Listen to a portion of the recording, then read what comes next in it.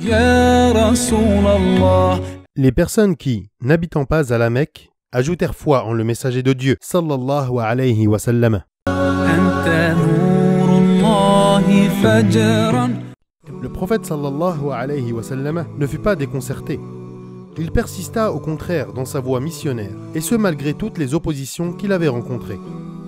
Il n'orienta pas ses efforts vers les seules tribus, mais il mena également une série de contacts individuels, dont certains furent couronnés de succès.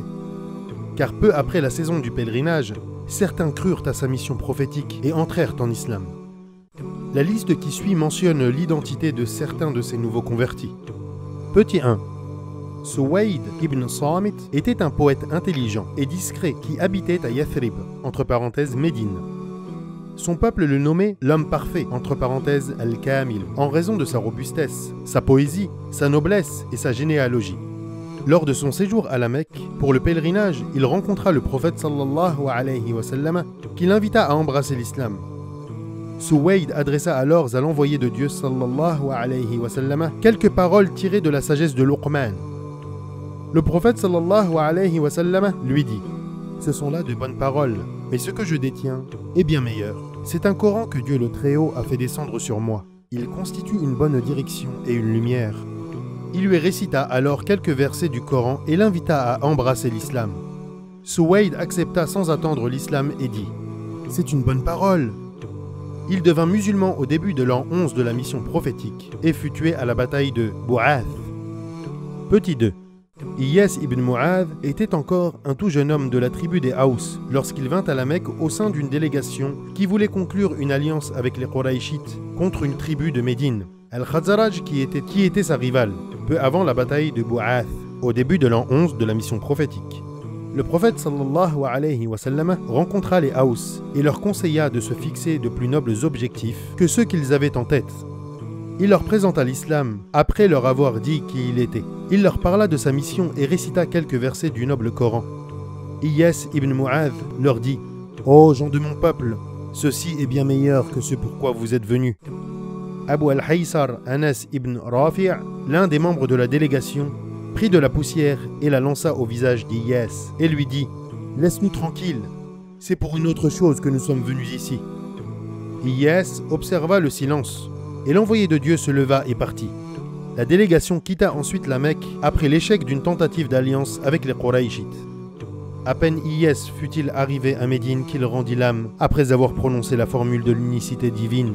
La ilaha illallah, évoquer la grandeur de Dieu, entre parenthèses At-Takbir, et prononcer les louanges pour Dieu, entre parenthèses At-Tahmid. Ils étaient sûrs qu'il était mort musulman. Petit 3. Abu Dharr al-Ghifari vivait aux alentours de Médine. La nouvelle de l'envoi du prophète sallallahu alayhi wa sallam était parvenue à Médine par le biais de Suwayd ibn Samit et d'Iyas ibn Mu'adh, et Abu Dharr finit par être au courant, ce qui constitua un tournant dans sa vie. Al-Bukhari rapporte d'après Ibn Abbas: Abu Dharr m'a dit, j'étais un homme de la tribu des Ghifar. La nouvelle nous parvint qu'il avait paru à la Mecque un homme qui prétendait être prophète, sallallahu alayhi wa sallam. Va, dis-je à mon frère, trouver cet homme, cause avec lui et reviens me donner des renseignements sur son compte. Mon frère partit, rencontra cet homme et, quand il fut de retour, je lui demandai ce qu'il en savait. Par Dieu, me répondit-il, j'ai vu un homme qui ordonne le bien et défend le mal. Cela, répliquai-je, ne satisfait pas ma curiosité. Et aussitôt, prenant une besace et un bâton, je me rendis à la Mecque. Je ne connaissais pas le prophète sallallahu alayhi wa sallam et, comme je redoutais de prendre des informations, j'allais boire de l'eau de Zamzam et m'installer dans la mosquée de la Kaaba. Ali, qui avait alors à peine une dizaine d'années, venant à passer près de moi, dit: cet homme semble être un étranger. En effet, lui dis-je. Viens dans ma demeure, me répondit-il. Je partis avec lui sans qu'il me demandât aucun renseignement sur mon compte et sans que je lui en donnasse. Le lendemain matin, je me rendis à la maison sacrée pour m'informer du prophète sallallahu alayhi wa sallam. Mais il n'y eut personne qui put me renseigner à son sujet. Ali, venant à passer de nouveau près de moi, dit: n'est-il pas temps que l'homme sache quel doit être son gîte dorénavant? Non, répliquai-je. Alors viens avec moi, reprit-il. Il m'emmena et me dit: qui es-tu? Quel motif t'a conduit dans cette ville? Si tu me promets le secret, je te le dirai, répondis-je. Ainsi ferai-je, ajouta-t-il. Alors je lui racontai que nous avions appris qu'il y avait dans cette ville-ci un homme qui prétendait être prophète, sallallahu alayhi wa sallam, que j'avais envoyé mon frère causer avec lui. Mon frère n'avait pas satisfait ma curiosité. Aussi avais-je voulu rencontrer cet homme. Eh bien, tu tombes juste, s'écria Ali. Je vais de ce pas chez lui. Suis-moi donc. Entre là où j'entrerai. Si je vois quelqu'un qui me semble dangereux pour toi, je m'arrêterai le long du mur comme pour rajuster mes sandales. Dans ce cas, poursuis seul ta route. Ali marcha devant moi. Je le suivis et entrai avec lui chez le prophète sallallahu alayhi wa sallam. Expose-moi la doctrine de l'islam, dis-je au prophète sallallahu alayhi wa sallam. Il me l'exposa et, sur place, je me convertis à l'islam. Oh Abu Dhar, me dit-il, garde le secret sur cette affaire et retourne dans ton pays. Le jour où tu apprendras que notre doctrine est devenue prédominante, reviens ici. Par celui qui t'a envoyé prêcher la vérité, m'écriai-je, je vais crier bien fort ma nouvelle croyance en plein public. Je me rendis alors à la maison sacrée où se trouvaient des Quraïchites et dis-je, ô gens de Quraïch, moi, je déclare qu'il n'y a de Dieu que Dieu et que Mohammed est son adorateur et son envoyé. Qu'on se jette sur cet apostat, s'écrièrent les Quraïchites. On se jeta sur moi. On me frappa pour me tuer, mais Al-Abbas, survenant, se précipita vers moi et, se tournant ensuite vers ses agresseurs, il leur dit « Malheureux, vous alliez tuer un homme des Rifar. Or, votre commerce est entre les mains des Rifar, car vos routes passent sur leur territoire. » Aussitôt, on s'éloigna de moi. Le lendemain matin, je revins et répétai ce que j'avais dit la veille. « Qu'on se jette sur cet apostat » cria-t-on encore. On me traita de la même façon qu'on m'avait traité le jour précédent. Al-Abbas, survenant, se précipita vers moi et tint le même langage que la veille. Petit 4. At-Tufayl ibn Amr ad-Dawsi était un poète honnête, en même temps que le chef de la tribu de Daous, qui résidait dans une région proche du Yémen au sud de la péninsule arabique. Il vint à la Mecque au cours de la 11e année de la mission prophétique. Les Mécois lui réservèrent un accueil chaleureux et l'abreuvèrent de calomnies à l'encontre du prophète, sallallahu alayhi wa sallam. Et ils prétendirent même que ses paroles avaient un pouvoir ensorcelant et qu'il était à l'origine du schisme social au sein de leur ville, séparant le fils du père, le frère du frère et le mari de la femme. Ils le mirent en garde contre le simple fait de lui parler ou de l'écouter. Submergé par leurs critiques, At-Tufayl se conforma à leurs recommandations. At-Tufayl dit plus tard: par Dieu, ils ne cessèrent de me mettre en garde contre le prophète sallallahu alayhi wa sallam, au point que voulant me rendre au temple de la Kaaba, j'ai bouché mes oreilles avec du coton pour ne pas écouter ses paroles. Mais voilà qu'arrivé au temple, je voyais le messager de Dieu sallallahu alayhi wa sallam priant à côté de la Kaaba. Je me tins auprès de lui, et Dieu voulut que j'entende des fragments de ce qu'il lisait. Je me rendis alors compte qu'il s'agissait de paroles merveilleuses, et je me dis que ma mère me perde. Par Dieu, je suis un homme sensé et un poète.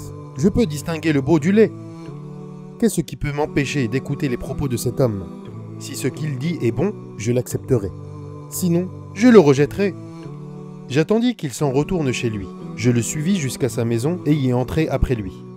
Je lui dis: ton peuple m'a mis en garde contre toi. Par Dieu, il n'a cessé de me faire craindre ta cause, à tel point que je me suis mis du coton dans les oreilles pour ne pas entendre tes propos. Mais Dieu en a décidé autrement. Tes paroles m'ont plu. Expose-moi donc l'objet de ta mission. L'envoyé de Dieu, sallallahu alayhi wa sallam, me présenta l'islam et me récita des passages du Coran. Par Dieu, jamais je n'entendis aussi beau langage, ni aussi juste cause.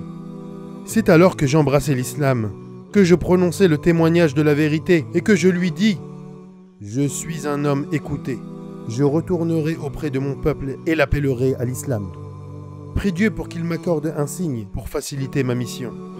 Le prophète sallallahu alayhi wa sallam invoqua Dieu en sa faveur. Ce signe fut une lumière divine brillante au bout de son fouet. Il exhorta son père et sa femme à entrer dans l'islam et ils furent réceptifs à cet appel. Les autres membres de sa tribu furent plus réticents, mais la ferveur de ces appels fut finalement couronnée de succès. 70 ou 80 nouveaux convertis émigrèrent à Médine en sa compagnie après la bataille du Fossé. Il fut un excellent combattant pour la cause de Dieu et tomba martyr lors de la bataille d'Al-Yamam. Petit 5. Dimad al-Azdi appartenait à la tribu d'Azd, Shanoua, au Yémen, et il était un spécialiste des incantations, entre parenthèses, Ruqiyya. Lorsqu'il arriva à la Mecque, il entendit les Qurayshites dire « Muhammad sallallahu alayhi wa sallam est un possédé ». Il décida alors d'aller le voir dans l'espoir de le guérir. Exposant l'objet de sa visite au prophète sallallahu alayhi wa sallam, ce dernier dit « Louange à Dieu, nous le glorifions et cherchons son aide. Celui qui est guidé par Dieu, personne ne pourra l'égarer. Et celui qui est égaré par Dieu n'aura point de guide. J'atteste qu'il n'y a de Dieu que Dieu et que Muhammad est son serviteur et son messager. » Entendant ces paroles, Dhimad demanda au prophète sallallahu alayhi wa sallam de les répéter, ce qu'il fit 3 fois. À ce moment, Dhimad dit « J'ai entendu les paroles des devins, celles des sorciers et celles des poètes, mais je n'ai jamais entendu de telles paroles. Tes paroles sont aussi profondes que la mer.